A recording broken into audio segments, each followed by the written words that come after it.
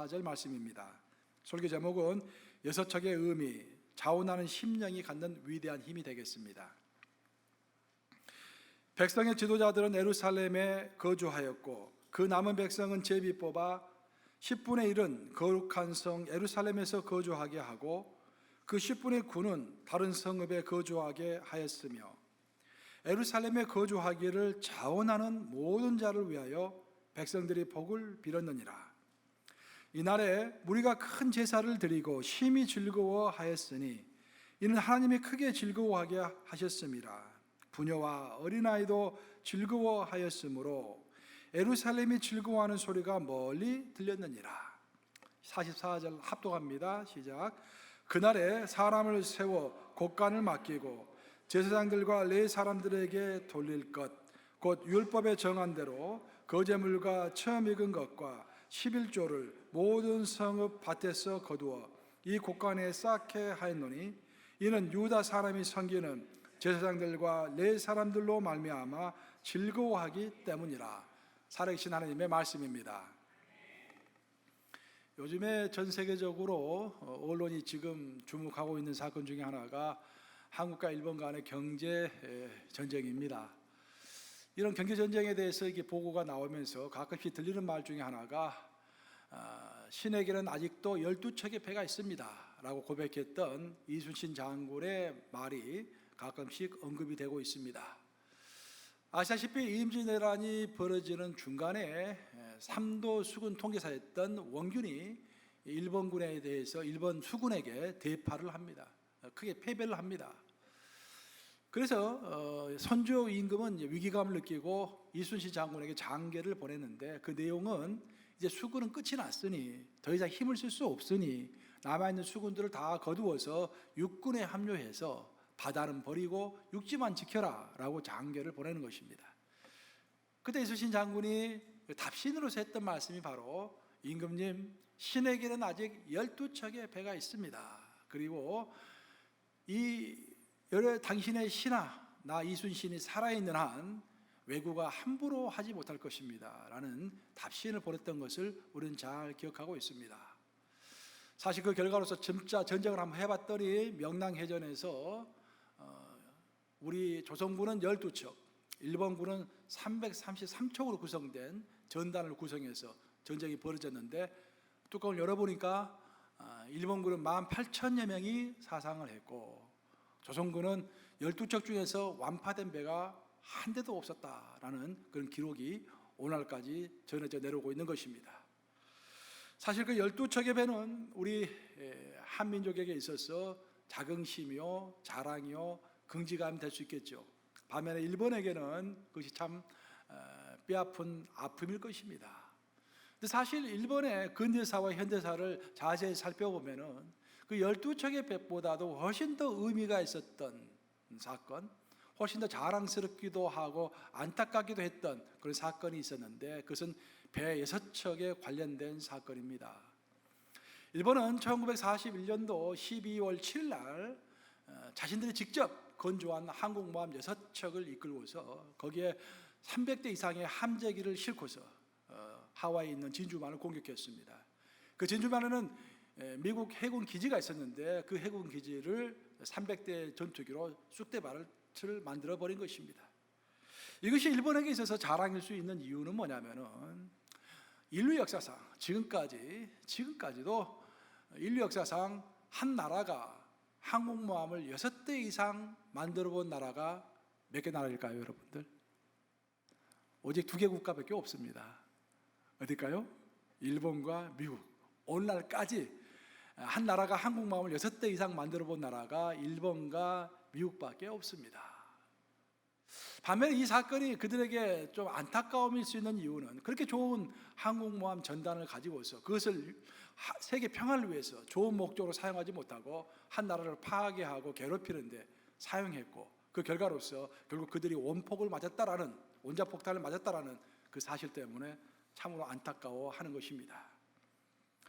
일본의 그 진주만 기습 이후에 미국 정가에서 보수적이고 또 제대로 된 미국의 정말 전통적인 정치인들 그리고 미국 군대 또 미국 사상가들 사이에서 여섯 척의 트라우마라는 단어가 생겨나게 되었습니다. 그게 뭔가, 어떤 나라든지 항공모함 6척 이상을 가지면은 그때부터는 미국도 그 나라를 함부로 할 수 없다라는 그런 생각입니다. 2025년을 목표로 해가지고 지금 현재 어떤 나라가 나서가지고 2025년까지 항공모함 6대를 만들겠다라고 줄기차게 해군력을 증강시키고 있는 나라가 있습니다. 그 나라가 바로 중국인 것입니다. 중국은 이미 2척의 배를 항공모함을 완성했고 이제 2025년까지 그 마의 6척, 항공모함 6척을 완성하겠다고 목표를 세우고 줄기차게 노력하고 있는 것입니다.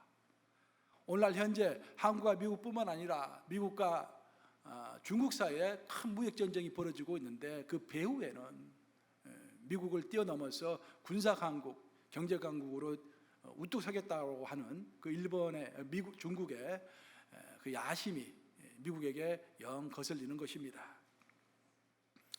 중국은 중국의 최고 권력 기구는 중국 공산당 중앙정치국입니다. 중국 공산당 중앙정치국은 25명의 위원으로 구성되어 있는데 그중에 가장 실세는 7명입니다. 상임위원 7명인데 그 상임위원 7명 가운데 바로 주가 주석인 시진핑 그리고 총리인 리커창이 다 포함되어 있는 것입니다. 그런데 중국 공산당 중앙정치국 위원들이 2003년 11월 달부터 함께 모여가지고 집단 학습을 하기 시작했습니다. 즉 공부를 하기 시작했다는 것입니다.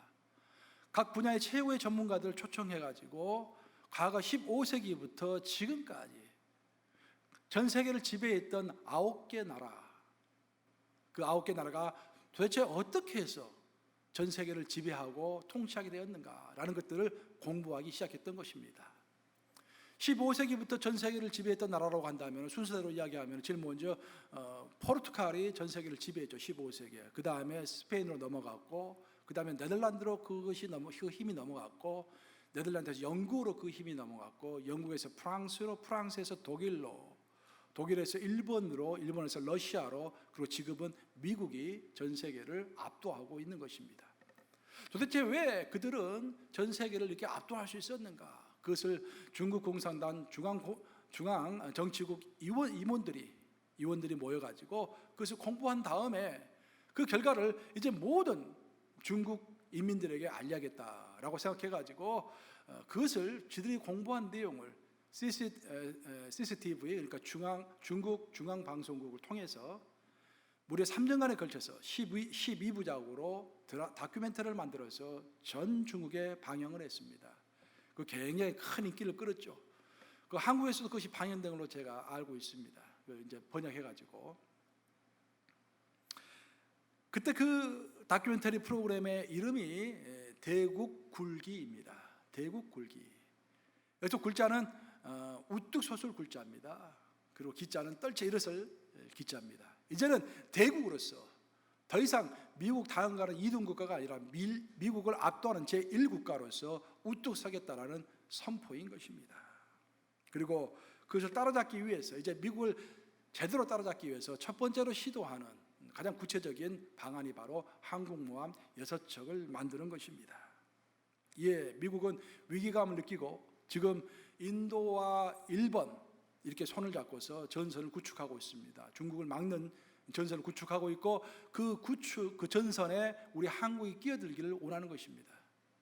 반면에 중국은 이제 잠잠해졌던 러시아를 부추겨 가지고 러시아와 다시 손을 잡고서 북한의 목을 쥐고서 한국이 그 전선에 끼어들지 못하도록 방해를 하고 있는 그런 형국입니다.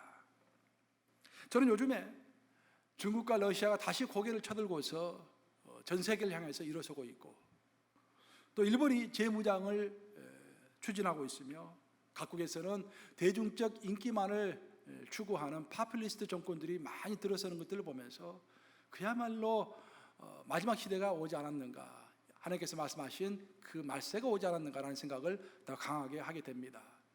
사실 성경에서 말하는 말세는요, 이미 세계화가 시작될 때부터 말세는 시작되었습니다. 왜냐? 세계화의 말세의 가장 큰, 가장 빠른, 가장 확실한 징조는 뭐냐면은 다니엘서에서 이야기한 것처럼 말세가 되면, 마지막 때가 되면 모든 것이 빨라지리라. 그렇죠? 운송수단도 빨라지고 통신도 발달해가지고 금방금방 의사소통이 되고 언어도 하나가 되고 모든 것이 빨라지는 것입니다. 그 빨라지는 단초가 바로 세계화부터 시작을 했습니다. 세계화는 원래 1970년대부터 미국의 금융자본가들이 추구했던 것인데 오랜 준비 기간을 거쳐서 WTO가 탄생하면서 2000년대에 들어서면서부터 본격적으로 지금은 세계화가 이루어졌죠. 이미 우리는 상당히 진전된 세계화 속에 살고 있는 것입니다. 그리고 우리가 이 마지막이 점점 더 다가서는, 정말 이제는 피할 수 없는 어떤 길 가운데 있다고 볼 수가 있겠습니다. 예수님의 제자들이 한 번에 예수님께 묻습니다. 예수님, 도대체 예수님께서는 마지막 말세가 있다고 하시는데 그 말세의 징조는 무엇입니까? 어떻게 하면 말세가 왔다라는 것을 우리가 알 수 있겠습니까? 라고 예수님께 질문합니다. 그때 예수님께서 답변하셨던 그 유명한 말씀이 마태복음 24장에 쭉 나오고 있는 것입니다. 그때 열처녀의 비유도 마태복음 24장에 나오고 있죠. 말세를 이야기하면서 다 나오는 이야기입니다. 예수께서는 특별히 이렇게 말씀하셨습니다. 마태복음 24장 5절에서부터 8절 한번 같이 읽어보겠습니다. 시작. 많은 사람이 내 이름으로 와서 이르되 나는 그리스도라 하여 많은 사람을 미혹하리라. 난리와 난리 소문을 듣겠으나 너희는 상가 두려워하지 말라. 이런 일이 있어야 하되 아직 끝은 아니니라. 민족이 민족을, 나라가 나라를 대적하여 일어나겠고 곳곳에 기근과 지진이 있으리니 이 모든 것은 재난의 시작이니라. 재난의 시작이다라는 것입니다. 이 말세는 시작이 있는데 그 시작의 징조가 명확하다라는 것입니다. 예수님은 시작의 징조를 첫 번째 영적인 것을 언급하셨습니다. 말세가 됐을 때, 말세가 시작할 때 드러나는 현상 중에 하나는 이단들이 많이 생겨난다는 것입니다. 내 이름으로 와서 많은 사람이, 적은 사람이 아니라 한두 사람이 아니라 많은 사람들이 와서 내가 재림의 주다라고 이야기하는 사람들이 많아진다는 것입니다. 신천지 같은 이단들이 굉장히 많아지고 또 그 신천지 이전지 같은 이단들을 따르는 사람들이 굉장히 많아질 것이다. 그것이 말세의 첫 번째 징조이다. 두 번째로는 정치 군사적으로 봤을 때 나라와 나라가 전쟁을 하고 민족이 민족을 이렇게 없애는 그런 대적하게 일어나는 그런 사건이 벌어진다라는 것입니다. 나라와 나라가 일어난다, 대적하게 일어난다라는 것은 오늘날 보면 남중국 해안에서 벌어지고 있는 베트남과 필리핀과 중국의 갈등이라든지 여러 나라와 나라의 아프리카 내에서 벌어지고 있는 여러 나라와 나라의 그 갈등이라든지 민족과 민족의 갈등이라는 것은 아랍 민족과 이스라엘 민족 간의 갈등이 얼마나 심합니까? 그런 것들이 좀 더 심화된다라는 것입니다. 또 한 가지 증거는 뭐냐면은 자연재해가 많아진다는 것입니다. 가면 갈수록 환경과 자연의 문제가 많이 발생합니다. 특별히 예수님께서 언급하신 것은 기근과 지진이 많아질 거라고 언급을 하고 있습니다.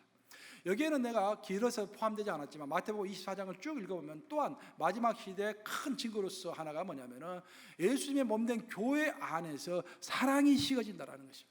그리고 불법이 많이 행해진다는 것입니다. 하나님의 말씀대로 정확하게 실행하는 것이 아니라 하나님의 말씀을 자기 판단으로 자기 해석으로 해서 신앙생활을 하는 사람들이 많아진다라는 이야기를 예수님이 하십니다. 그리고 마지막으로 예수님이 또 한 번 언급하신 것은 뭐냐면은 이제 전 세계적으로 그리스도를 핍박하고 미워하는 일들이 많이 생겨날 것이다. 그러니까 너희가 각오해라라는 말씀을 마지막으로 우리에게 하십니다. 이 말을 요약하면은 말세가 되면은 교회 밖이든지 교회 안에든지 신앙생활을 하기가 팍팍해지고 힘든다 그런 말입니다. 그래서 그 말세로 올수록 또 하나 드러나는 현상은 배교하는 사람들이 많아지는 거예요. 교회 와도 그만, 교회 안 와도 그만이고 예배 들어도 그만, 안 들어도 그만일 것 같으니까 사랑이 식어지고 열정이 식어지고 그러면서 교회 그냥 안 나가게 되는 사람들이 참 많아진다는 것입니다. 그것을 배교라고 또한 설명을 하는 것입니다. 이런 이유 때문에 오늘날 신앙을 하나님을 따르는 우리들에게 필요한 것은 물론 개인적인 영성이 우리에게 필요할 것입니다. 하나님 앞에서 내가 단독자로 서가지고 내 영성을 깊게 하고 하나님께 기도하며 하나님과 동행하는 것 정말 중요한 것이죠. 하지만 이것 못지않게 이 말세에 중요한 것이 사회적 영성이라고 할 수가 있겠습니다. 즉 하나님께서 관심을 가지고 있는 이 온 세계가 어떻게 지금 진행이 되고 있는가, 말세가 어떻게 전개가 되고 있는가, 이 마지막 시대에 나는 어떤 사명을 가지고 어떤 관점을 가지고 이 마지막 시대를 살아가야 할 것인가, 그것을 고민하고 염려하는 그런 자세, 그런 영성이 필요하다는 것입니다. 즉 개인적인 영성과 사회적 영성이 균형을 이루어서 가는 것이 필요한 시대가 되었다, 그런 말씀입니다. 우리 예수님께서는 말세를 쭉 언급하시고 그 말씀에 대한 어떤 결론적인 말씀으로서 마태복음 24장 13절을 언급하셨습니다. 뭐라 하셨는지 한번 같이 읽어보겠습니다. 시작. 그러나 끝까지 견디는 자는 구원을 얻으리라. 이게 참 도전적인 말씀입니다. 끝까지 견디는 자라고 이렇게 언급하셨습니다. 이 말은 무슨 말이냐면은 끝까지 견디지 못할 자가 아주 많다라는 거예요. 그러니까 너희만큼은 끝까지 견뎌라, 그런 말씀입니다. 왜 견뎌야 하는가? 끝까지 견디지 못하는 자는 구원을 이룰 수도 있다, 그 말씀입니다. 구원을 얻으리라. 그러나 끝까지 견디는 자는 구원을 얻으리라. 이것을 다른 말로 표현해 보면은 끝까지 견디지 못하는 자는 구원을 이루리라, 그런 말씀이죠. 굉장히 도전적인 말씀입니다. 거친 도전과 거친 태풍이 예고가 되면 우리 어떻게 합니까? 방에다가, 집에다가, 창문에다가 베냐 판자를 이렇게 못질로 해서 태풍을 예방해야죠. 음식도 사놓고 준비를 해야 합니다. 마찬가지로 말세가 올수록 깨어서 말세를 준비하는 자세가 너무도 중요한 것입니다. 준비하고서 말세를 맞이하는 자와 아무 생각 없이 말세를 맞이하는 자는 굉장히 다를 것입니다. 그래서 예수님께서 우리에게 하시는 말씀은 이 마지막 시대가 어떻게 전개가 되고 있는지 항상 관심을 가지고, 무화과 나무가 익을 때가 되었으면 이제 계절이 바뀐 것을 기억하고 세상이 어떻게 돌아가는 것을 보면서 그 말세를 준비하라고 우리에게 말씀하시는 것입니다. 오늘날 어떤 나라가 항공모함 6척을 가졌다고 한다면 그 전 세계가 긴장을 합니다. 저는 이 사실을 여러분들이 약간 영적으로 생각해 보시기를 촉구합니다. 다른 말로 해서 우리에게 만약 항공모함 6척과 같은 것이 과연 있는가라는 것입니다. 항공모함 6척이 있으면 전 세계, 아니 미국도 긴장을 한다고 하는데, 과연 우리가 사탄에게 긴장감을 줄 만한, 정말 사탄을 깜짝 놀라게 할 만한 그런 항공모함 6척과 같은 것이 나에게는 있는가라는 생각을 진지하게 해보시기를 촉구하는 것입니다. 그러면 우리 크리스찬들에게 있어서 항공모함 6척과 같은 것이 과연 무엇일까요? 무엇이 사탄 마귀를 깜짝 놀라게 하고 꼼짝하지 못하게 할 만한 항공모함 6척과 같은 것일까요? 첫 번째는 그리스도의 보혈입니다. 두 번째는 성령입니다. 세 번째는 나사렛 예수 그리스도의 이름의 권세인 것입니다. 하나님께서 이 세 가지를 우리에게 주셨어요. 사탄과 대결하는 이 마지막 시대에 영적 전쟁을 치르면서 살아가야 할 우리들에게 영적 무기로서 첫 번째 주신 것이 그리스도의 보혈입니다.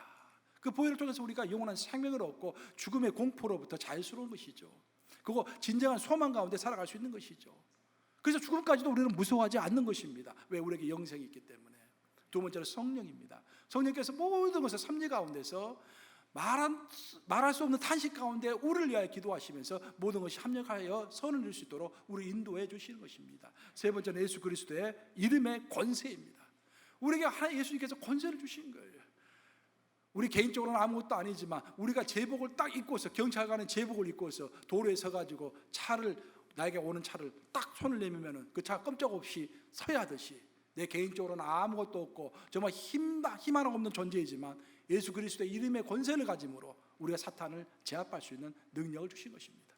이 세 가지는 전부 하늘로부터 우리에게 주어지는 것입니다. 그럼 여기서 제가 여러분들에게 질문하고 싶은 것은, 하늘에서 주어지는 것이 아니라 내가 자발적으로 내 스스로가 가질 수 있는 항공모함 6척과 같은 힘 있는 것이 없는가? 사탄을 제압할 수 있는 것이 없는가라는 것입니다. 해답은 있다라는 것입니다. 그 무엇인가? 첫 번째로 우리 스스로가 자진해서 갈 수 있는 가장 중요한 신명기 6장에 나오는 쉐마 이스라엘아 들으라 하면서 너희 하나님은 유일하신 하나님이니, 그 다음 뭐라고 했습니까? 너희 하나님을 사랑하라. 우리가 자진해서 가질 수 있는, 정말 사탄이 깜짝 놀라고 어떻게 우리를 할 수 없도록 만드는 것, 가장 우리 스스로 할 수 있는 것 중에서 가장 위대한 것은 하나님을 사랑하는 것입니다. 그것이 쉐마 이스라엘이고, 쉐마라는 것이고 구약 성경 전체를 통과하는 것입니다. 하나님을 사랑하라. 그런데 그 하나님을 사랑하는 사람은 자동적으로 자발적으로 하나님을 위해서, 하나님의 나라를 위해서 일하도록 되어 있습니다. 다른 말로 하면은 우리가 하나님을 사랑하고 그 하나님을 사랑하기 때문에 하나님의 나라를 위하여 또 하나님을 위하여 어떤 일이라도 하고자 하는 자원하는 심령인 것입니다. 바로 이것이 사탄이 두려워하는 항공모와 여섯적과 같은 것일 줄로 믿습니다. 많은 사람들은 입으로 고백합니다. 하나님 사랑합니다. 근데 여러분들 놀라운 것은 뭐냐면요, 인류의 철학의 역사를 보면은, 인류의 철학 역사 거의 한 3,000년 이상이 내려오는 인류의 철학의 역사를 보면은 고민은 세 가지입니다. 즉, 나는 누구인가? 주체, 내 주체라는 것은 누구인가? 내가 보는 대상은 무엇인가? 세상은 무엇인가? 그 진리는 무엇인가? 이 세 가지 가지고 소크라테스부터 시작해가지고 오늘날까지도 그 유명한 많은 철학자들이 논쟁하고 고민하는 것입니다. 즉, 내가 누군지를 모른다라는 거예요. 여러분이 내가 누군가를, 여러분 자신이 누군가를 안다면 여러분은 가장, 이 세계에서 인류 역사상 가장 위대한 철학자가 될 것입니다. 그렇죠? 그래서 아직도 정확하게 모르기 때문에 수천 년 동안 논쟁하는 것입니다. 주체가 누구인가? 그 말은 무슨 말이냐면은 내가 하나님을 사랑합니다라고 입으로 고백하기는 쉽지만 내가 진짜로 예수님을, 하나님을 사랑한지 사랑하지 않은지는 내 스스로도 알 수 없다는 거예요. 그래서 예수님께서 자꾸 하신 말씀이 신앙은 열매로 알 수 있다라는 말씀하시는 것입니다. 신앙은 입의 고백으로 알 수 있는 것이 아니라 입의 고백이 있으면 반드시 열매가 있어야 한다라는 거예요. 입으로는 하나님을 사랑한다고 이야기하지만 그 하나님의 사랑에 열매가 전혀 없다고 한다면 그것은 하나님을 사랑하지 않는 것입니다. 자기를 기만하고 있는 것이죠. 그러면 하나님을 사랑한다는 그 열매가 무엇인가? 내가 진실로 하나님을 사랑한다면 그 하나님을 위하여, 그 하나님의 나라를 위하여, 그 하나님의 몸된 교회를 위하여 자발적으로 자원하는 심령으로 하나님의 일에 열심을 내는 것입니다. 사도 바울은 고린도 교인들에게 편지를 쓰면서 자신이 평생 추구해온 신앙의 자세에 대해서 언급하고 있습니다. 그것이 그 유명한 고린도서 1장 24절 말씀입니다. 한번 같이 읽어보겠습니다. 시작.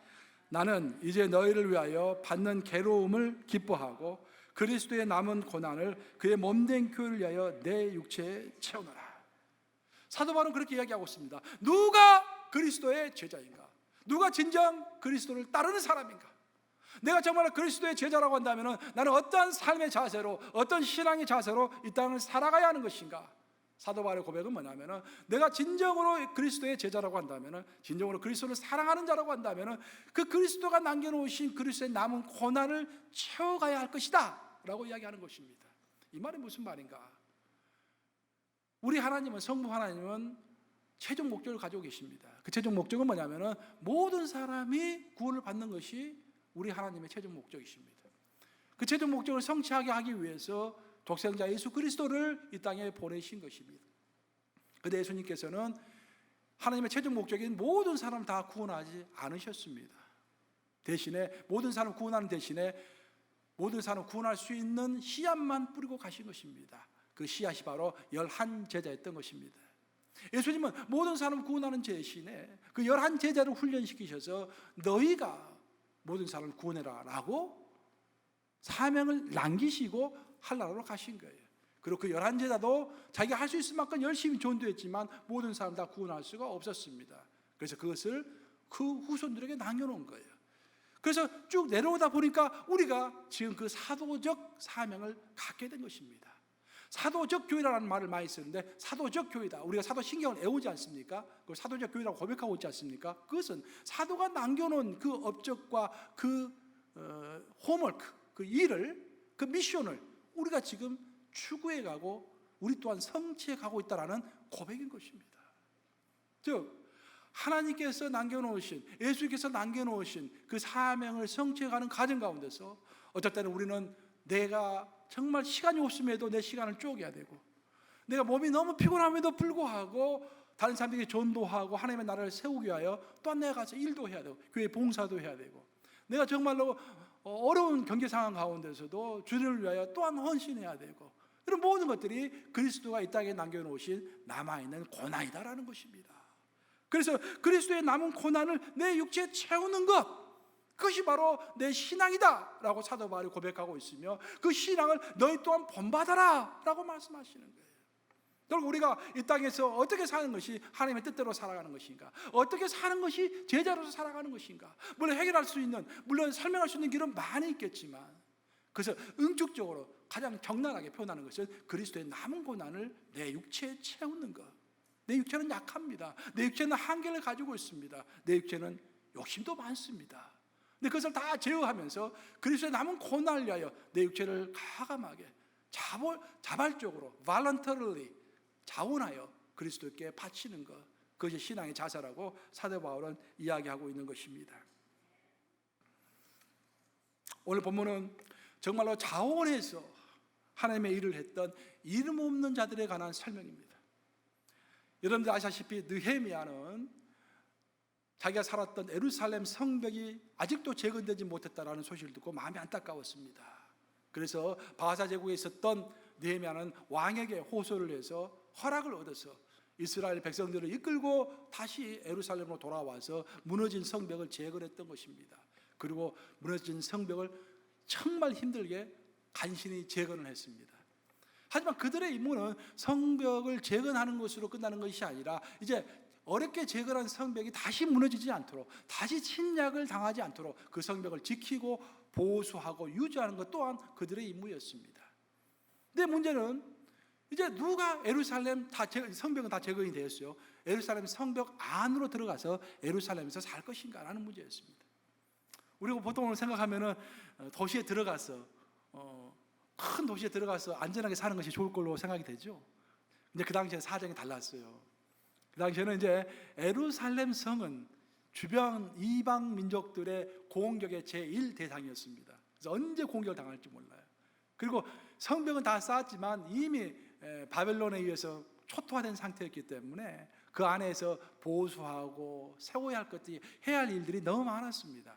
그래서 다 그 안으로 들어가기를 꺼려하는 거예요. 그래서 취했던 방식이 모든 백성을 다 모아놓고 제비뽑기를 합니다. 그래서 제비뽑기를 해서 모든 백성의 10분의 1을 뽑아가지고 예루살렘 성 안에 들어가서 사라고 하는 거예요.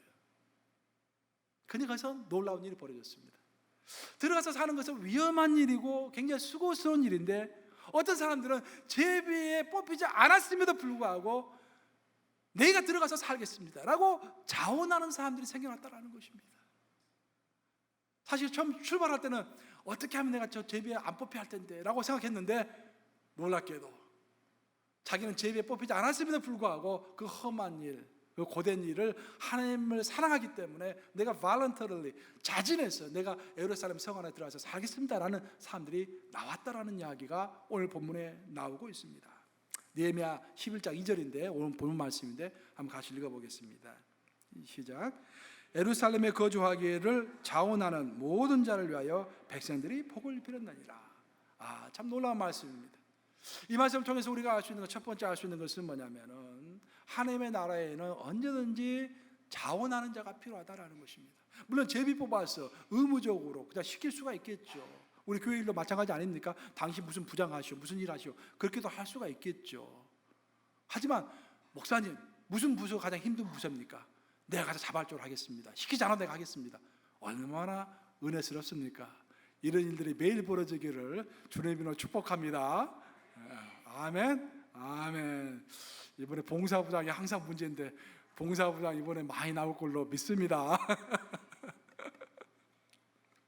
그러는 거예요. 이게 또한 더 중요한 것은 뭐냐면은 그 자원하는 사람들이 많아져가지고 성벽 안으로 들어가서 살겠다고 하니까 모든 백성들이 손을 들어서 그들을 축복했다라는 것입니다.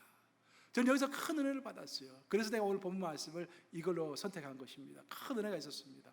오늘날 보세요, 여러분들. 교회 내에서도 어찌 보면은 경쟁이라는 단어를 좀 쓰기는 그렇지만 어찌 보면은 컴피티션이 있습니다. 그렇죠? 너무 또 앞서가는 것을 또 사람들이 싫어하는 것도 있는 것 같아요. 열심히 하는 사람들을 괜히 세워주기보다는 끌어내리려고 하는 것도 있는 것 같아요, 보면은 이게. 근데 그러지 말고 열심히 하는 사람들을 보면은 내가 그렇게 열심히 하는데 내가 하지 못하기 때문에 나를 대신해서 열심히 해주기 때문에 너무 감사한다, 너무 감사한 일이다 라고 생각하고 손을 들어서 그를 축복해주는 역사가 우리 교회에 있기를 주님의 이름으로 축복합니다. 그렇다라는 이야기야. 그 당시에 많은 백성들이 자원하여서 예루살렘 성벽 안으로 들어가서 살겠다, 위험을 무릅쓰고 불편을 무릅쓰고 살겠다라고 하는 그 성도들을 위하여 정말로 진실한 마음으로 손을 들어서 그를 축복했다라는 놀라운 말씀입니다. 여러분, 성경은 아주 자주 자원해서 일하는 사람들을 하나님이 기뻐하신다라는 말씀을 하고 있습니다. 그래서 다윗의 가장 위대한 고백 중에 하나가 시편 51편인데, 시편 51편에서 다윗은 그런 고백을 하고 있습니다. 시편 51편 12절과 13절 우리 함께 읽습니다. 시작. 주의 구원의 즐거움을 내게 회복시켜 주시고 자원하는 심령을 주사 나를 붙드소서. 그리하면 내가 범죄자에게 주의 도를 가르치리니 죄인들이 주께 돌아오리이다. 다윗이 주 앞에서 두 가지를 급하게 구했습니다. 첫째, 주님, 나에게 구원의 즐거움을 회복시켜 주시옵소서. 내가 너무 바쁘게 살다 보니까, 내가 자꾸 전쟁만 하다 보니까, 사람들을 죽이고 나를 내가 죽을까 두려움에 떨고 그런 삶을 자꾸 살다 보니까 구원의 즐거움이 없어져 버렸습니다. 교회에 오는 즐거움도 없어져 버렸습니다. 울린 가족 가는 즐거움도 없어져 버렸습니다. 전도하는 즐거움도 없어져 버렸습니다. 주여, 나에게 구원의 즐거움을 회복시켜 주시옵소서. 그게 첫 번째 기도 제목이었어요. 두 번째, 자원하는 심령을 나에게 허락하소서라고 두 번째 기도를 했다는 사실이 또 놀랍습니다. 다윗이 너무 힘들었던 것 같아요. 여러 가지 쫓기고 사울왕에게 쫓기고 그러면서 하나님의 일을 자원하는 심령으로 하기보다는 의무적으로 이제 예배할 때가 되었구나, 마지못해서 드리는 그런 심령이 됐던 것 같아요. 그래서 다윗조차도 하나님께 두 가지를 구합니다.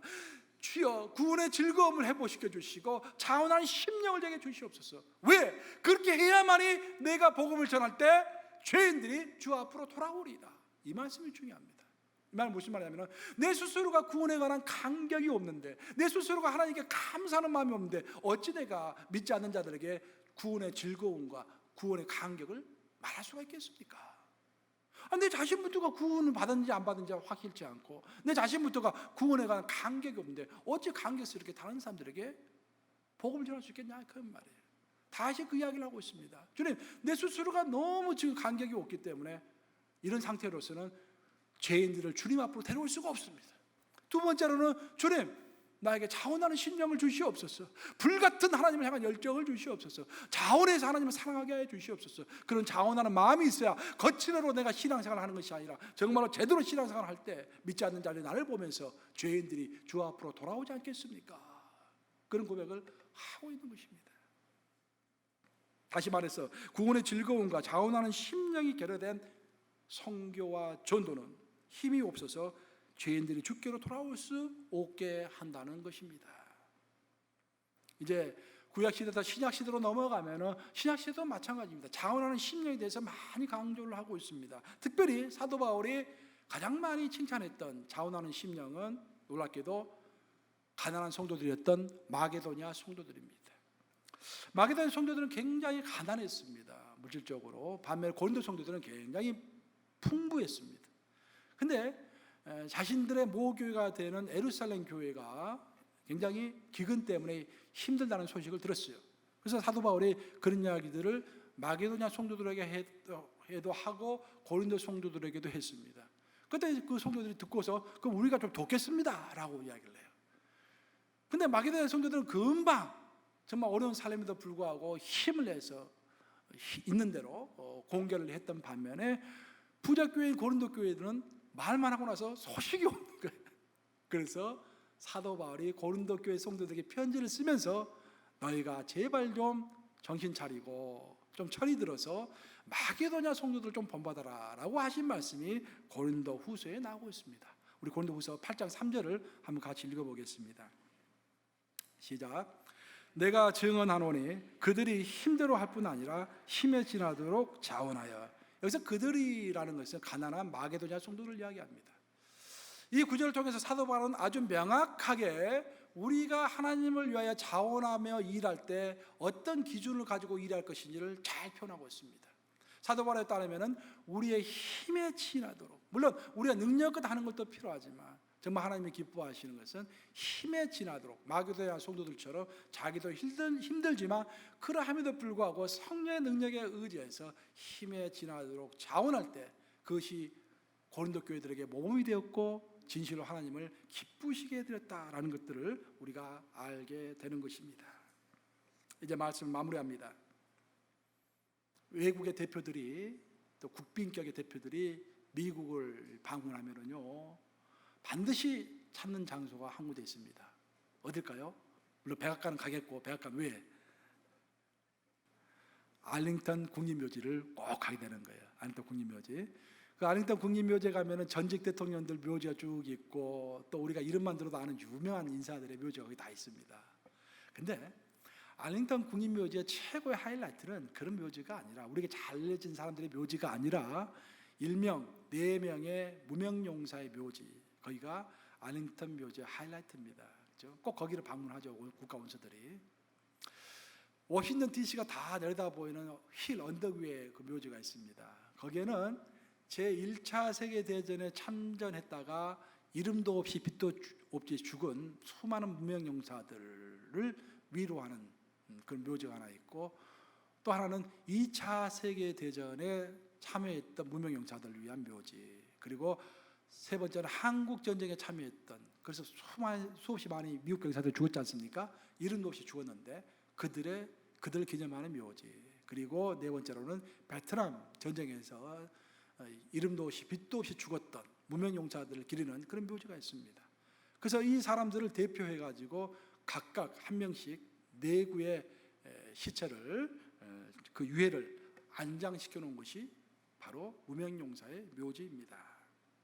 사람 여러분, 한 나라뿐만 아니라 우리 하나님의 나라도 마찬가지고요, 우리 교회도 마찬가지입니다. 한 나라와 하나님의 나라와 한 교회가 계속해서 이어질 수 있는 것은 정말 묵묵히 자신의 일을 해나가는, 이름도 없이 빛도 없이 해나가는 그런 무명용사들, 무명의 기독인들이 있었기 때문입니다. 사실 제가 원고에는 없는데 일부 예배할 때 잠깐 생각났던 것인데, 제가 우리 뉴욕 감독에 부임해서 얼마 되지 않았을 때 이제 우리 공사를 했지 않습니까? 내부 공사를 하면서 음향 시스템도 바꾸고 이제 그렇게 했었는데, 이 영상 시스템 이걸 만들어 놓고 나서 처음에는 설교를 하면은 제 설교하는 모습이 양쪽에 다 나왔어요. 그때 어떤 성도님들이 왜 목사님이 이게 2개 다 나올 필요가 뭐가 있냐고, 그렇게 해서 그 다음 주부터 그냥 영상을 올리지 않고 그냥 일반 광고를 올렸습니다. 그때 다른 성도들이 와가지고 목사님 얼굴 띄우느라고 그거 만들었는데 왜 그거 안 띄우냐고. 그래서 내가 너무 힘들어가지고 지금 같으면 가차없이 내가 처리할 건데 그 당시만 하더라도 내가 눈치를 많이 보면서 너무 힘들어서. 기억하십니까? 우리 투표했잖아요, 투표. 어떻게 할 것인지 투표한 거 기억나시죠? 투표했어요. 어떻게 하는 게 좋을 것인지. 1안, 2안, 3안으로 해가지고, 1안은 양쪽 다 목사님 얼굴이 나오게 한다, 2안은 양쪽 다 그냥 광고만 나오게 한다, 3안은 한쪽은 목사님, 한쪽은 광고, 지금처럼. 근데 투표를 했는데 투표하고 나자마자 얼마 되지 않아가지고 장로님 한 분이 제 방에 탁 들어오셨어요. 목사님, 제가 충원으로 드리는 말씀입니다. 목사 앞으로 목회하시면서 절대로 앞에 나서가지고 막 큰 소리 치는 몇 분의 말씀에 좌우되지 마십시오. 목사님은 우리 교회가 이렇게 50년 동안 유지되는 것은 정말로 나서지 않지만 침묵 가운데서 자기 자리를 지키는, 그 침묵하면서 헌신하는 그 사람이 무서운 것입니다.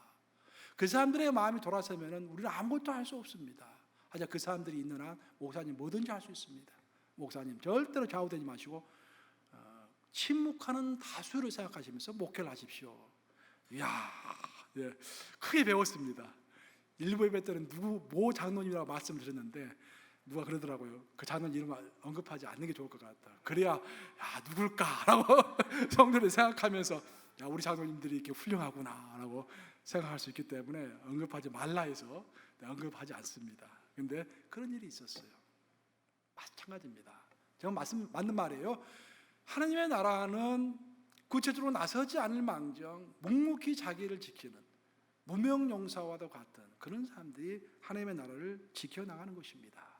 오늘 본문 마지막은 그렇게 마무리가 되고 있죠. 예루살렘이 즐거워하는 소리가 멀리까지 들렸느니라.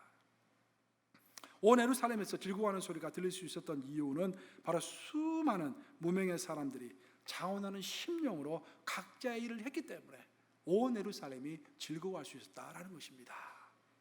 사는 여러분, 지금 여러분에게는 진정으로 좀 불같은 자원하는 심령이 있습니까? 저는 그것을 여러분들에게 도전하고 묻고 싶은 거예요. 진정으로 자원하는 심령이 있습니까? 다윗은 고백하기를 그 자원하는 심령이 없이는 죄인들을 하나님께로 돌아오게 할 수 없다라고 선언하고 있습니다. 하나님은 우리의 자원함을 기다리시는 하나님일 줄로 믿습니다. 우리 하나님 우리의 자원함을 기다리고 계세요. 우리 예수님께서는 자원하셔서 이 땅에 오셨습니다. 우리 예수님께서는 자원하셔서 그 십자가의 고통을 지셨습니다. 그 예수님이 마치 저에게 또 여러분들에게 그렇게 말씀하시는 것 같아요. 사랑하는 아들아, 사랑하는 내 딸아, 나에게 있어서 그 자원함은 나에게 있어서 기회였단다. 그리고 나에게 있어서 그 자원함은 나에게 있어서 축복이었단다. 나는 너가 그 자원함의 축복과 그 기쁨을 알기를 원한단다. 그것이 예수님의 말씀일 줄로 믿습니다. 우리 앞에 얼마나 많은 하나님의 일들이 놓여 있습니까? 우리는 지금은 자원할 때입니다. 날씨가 덥고 힘들더라도 정말 하나님이 원하시는 자원함이 어떤 것일까 생각하면서 그것을 실행해가는 여러분 되시기를 우리 주님의 이름으로 축복합니다. 좋으신 아버지,